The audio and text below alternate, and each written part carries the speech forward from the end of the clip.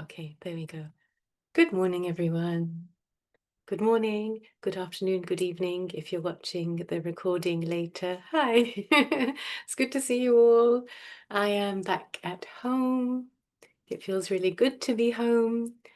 And I read in Swamiji's book, A Million Thoughts about meditation. One of the first things he writes about is imagine if you've been away, you could have been at the most beautiful five-star resort, you could have been eating amazing food and seeing wonderful sights. But the moment that you come through your own front door and you smell that familiar smell and you see all your comforts and your bed and you just know, oh, this is home. You know that feeling of being at home? And that is what meditation feels like when the chatter of the mind stops, when all those expectations and desires, and which we'll talk about a little bit later on, when all those thoughts and chitter chatter stop, it feels like coming home. It just feels like that feeling when you've been away and you just open your door and see your comforts and go, ah, this is home. So I hope some of you, if not all of you, at some point will get to experience that when the mind goes completely silent. It's beyond that feeling. It's they talk about bliss, and you do eventually experience bliss. And I mean not just I feel a bit happy and um, calm and joyful, but I mean bliss in terms of um, an altered state of consciousness, and you feel it physically in your body. A bit like if you drink alcohol, maybe after a glass of wine you feel a little relaxed. If you've ever taken any drugs, I did a lot in my past. I'm not shy about talking about it truthfully. Things like MDMA and ecstasy, there's a reason why it's called ecstasy. And the feeling when you get into a very deep state of meditation is the same as taking ecstasy, which which I now know. um, so we'll get there together. I feel it regularly now. Sometimes it was a little bit. Now it's regularly, and now I can slip into that state at will. It takes a little work, and it takes some silence and solitude sometimes to be in a very deep state. But most of the time, it's there. It's just a blissful state like this. And it starts with, in my experience, the breath. Like I say, there are many ways to get there. Devotion, many paths, many religions, many faiths, many practices. But my one that I've made the center of my life is just the breath. And that's why this is what I'm trying to share with you. And I hope you're able to benefit from it. So while I'm talking, and I hope when I say the word breath that you're already aware of the breath moving in and out of the body. And so the last couple of days I've been talking a little bit about anger and the correlation between the breath and mindfulness and anger. And so the last time a couple of years ago that I refer to where I got pretty angry, how did I come out of that state? How did I let it go? And this one wasn't easy. I think this was like the final test for me. You're climbing the top of the mountain and you've just got one more before you get there. And I feel now that I'm unmovable in terms of something like that happening again, because I went through it and I have the wisdom now. And I'm grateful that I went through it, because unless we go through certain things, it's not easy to to learn from them and get the wisdom. So I think one of the main things I spoke about when I spoke about forgiveness, when something tragic and awful happens to you, is understanding that everyone has their story, everyone has their conditioning. I spoke about being right and wrong. And remember, There may be no right and wrong. Just as right as you think you're right, the other person also thinks that they are right. Usually, usually. And it's very easy for us to say, I'm right, they're wrong, but everything is perspective. And even if we think it's ignorance, even if we think um, perhaps they should know better, even if we think, no, they're really, there's something in this that they're really coming for me, in that case, there's not a lot we can do about it anyway. So what do we do? Because after that, um, the anger has bubbled up or come out, there's the aftermath that you alone have to deal with. The other person may be gone, the other people, the situation may be over, but you're still reeling from the aftermath. So what do you do? Because you've got these thoughts and pictures blaring at you on this inner cinema screen in your inner eye.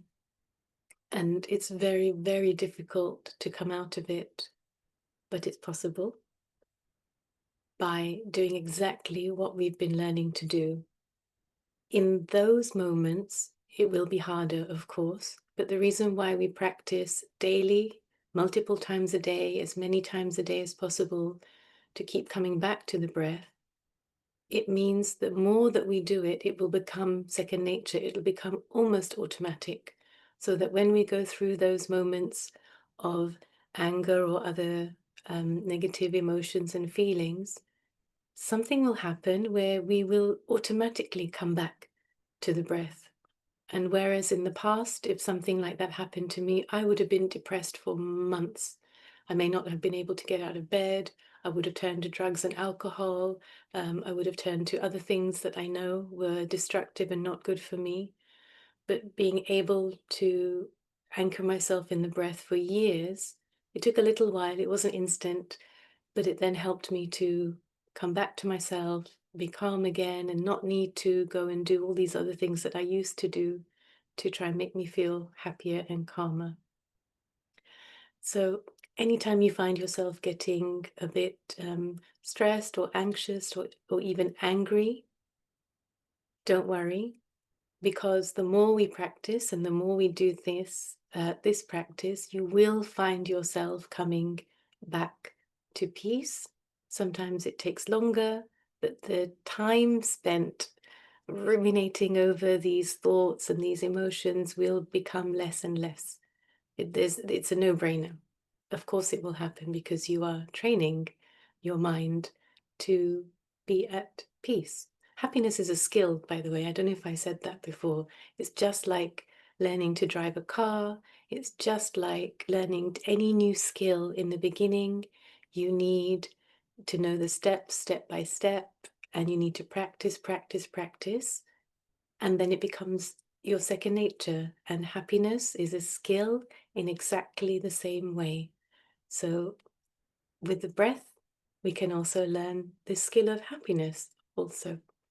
So I'd like you to sit in your concentrated posture. Take a couple of deep breaths.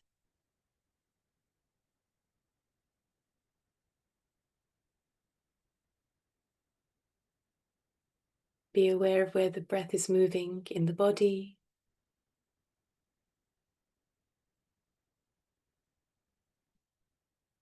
And in the nose.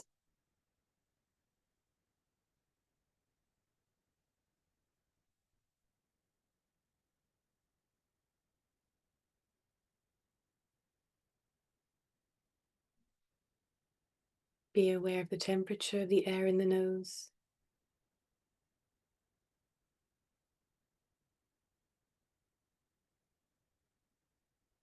Be aware of which nostril is more active in this moment.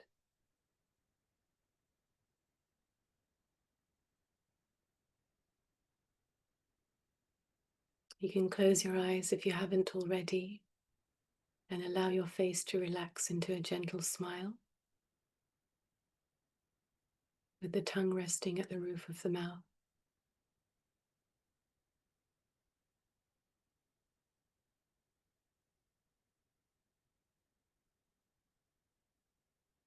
And remember, as the eyes are closed, we're not trying to see anything through the eyes, we're just feeling. So we take a couple of deep breaths. And each time you exhale, feel your shoulders drop a little.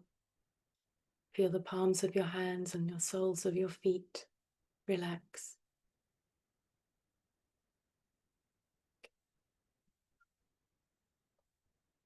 Maintaining that straight back and that smile.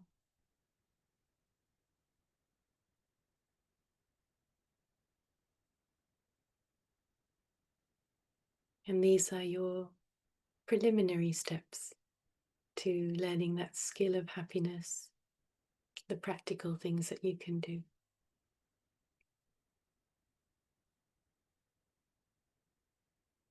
Once you feel that you're quite aware of the breath, it's okay if thoughts are coming in and out, don't worry. Just keep being aware of every thought, every breath rather. Actually, at some time we can be aware of the thoughts and then drop them, but we're going to be aware of the breath.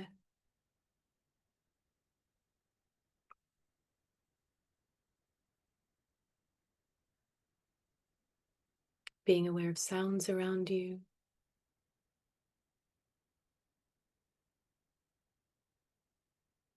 sounds in the distance,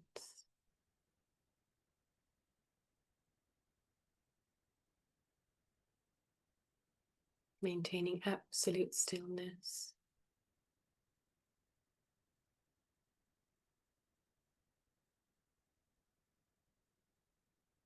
And with absolute focus, see if you can be aware of sounds inside your ears.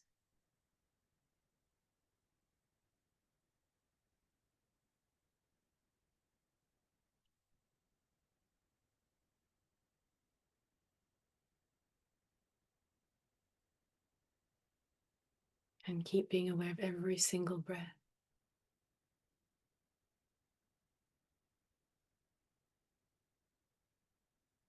So for the last few days, we've been focusing a lot on sound. And one of the last stages in settling the mind and the body into a meditative state before we start real meditation is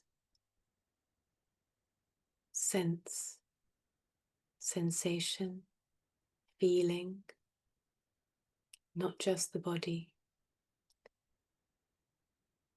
not just the breath.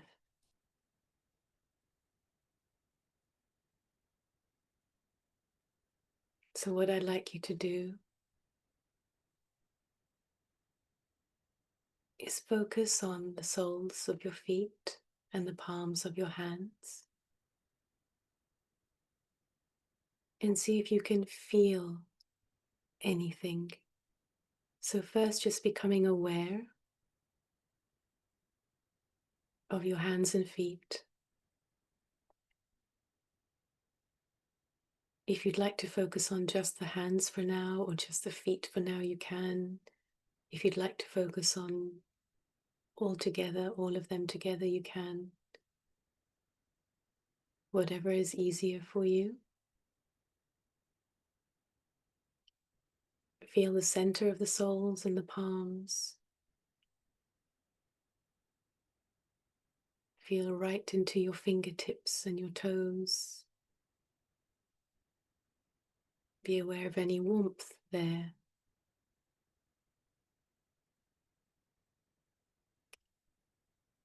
Be aware of any blood flow there.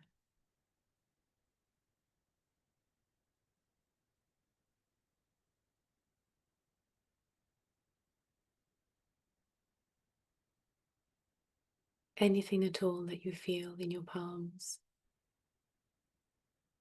and feet. And keep being aware of the breath. We never lose that anchor of the breath.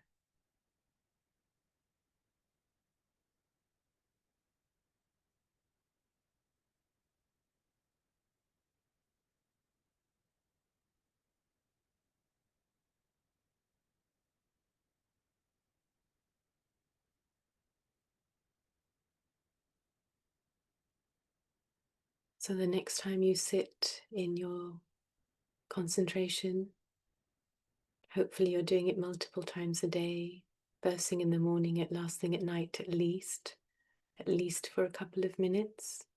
I'd like you to include this also. So the breath, listening, the sounds in the ears, the sensations in the hands and feet now as well.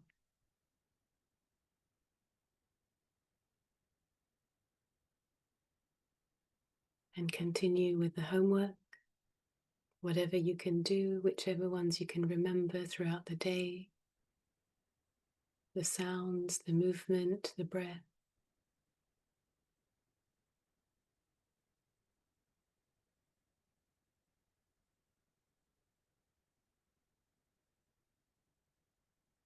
I'll leave you there for now. You're welcome to keep your eyes closed and keep sitting and just feeling the sensations in your hands and feet. And I will see you all here again tomorrow morning.